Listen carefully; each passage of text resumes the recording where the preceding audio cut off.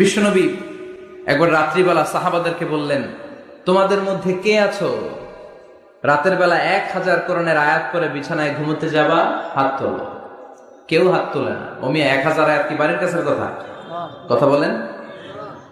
বিশ্বনবী বললেন, কে আছো তোমাদের মধ্যে রাত্রিবেলায় বিছানায় ঘুমোতে যাওয়ার আগে 1000 কোরআনে কারীমের আয়াত তেলাওয়াত করে ঘুমাতে যাবা? দাঁড়াও। কোন সাহাবী দাঁড়ায় না। বিশ্বনবী ডানে তাকায়, বায়ে তাকায়, সামনে তাকায়, কেউ হাত তোলে না।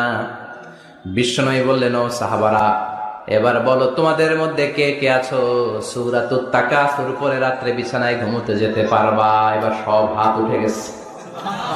সুবহানাল্লাহ পড়েন। বিশ্বনবী বললেন, তোমাদের মধ্যে যদি কেউ রাত্রিবেলা একবার সূরাতুত তাকাসুর তেলাওয়াত করে বিছানায় ঘুমোতে যাও, আমল নামায় 1000 আয়াত তেলাওয়াতের সওয়াব দিয়ে দিবে কে?